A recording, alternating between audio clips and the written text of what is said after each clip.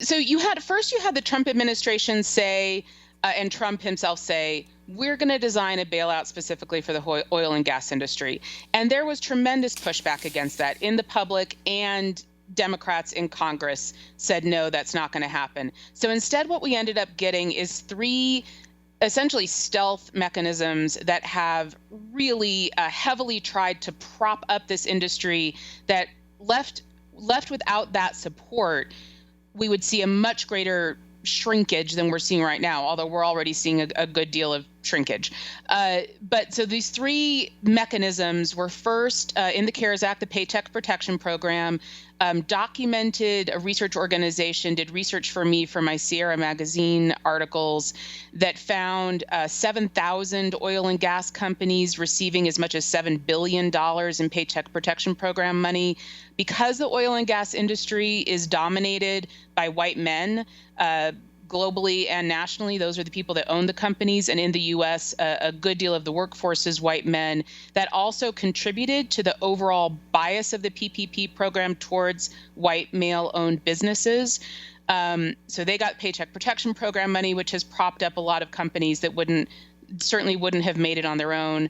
Then you had a tax loophole snuck into the CARES Act, which Democrats are trying to close in this next version of the CARES Act, that allowed over $3 billion to go to at least 50 publicly traded oil and gas companies, and probably many, many more, because we only know about the publicly traded ones because they have to report it in their reports to the Security Exchange Commission, and private companies don't have to do that.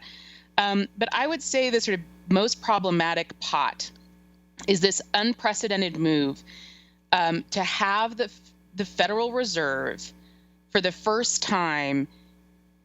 So the American taxpayer through the Federal Reserve for the first time now become owners in oil company debt. So the Federal Reserve set up through BlackRock several different mechanisms to try to prop up the economy.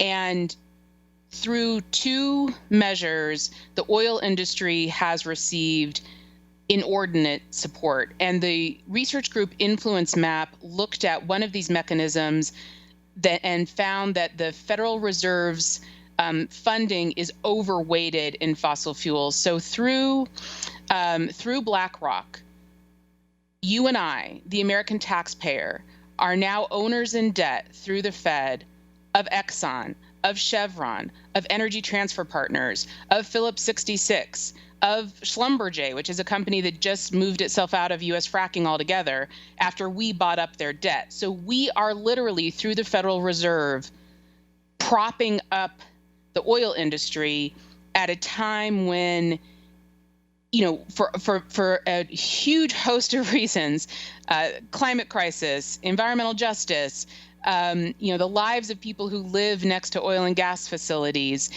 that we need to allow this industry to do what it would be doing on its own anyway, which is going away, because the world is trying and succeeding in moving away from this resource.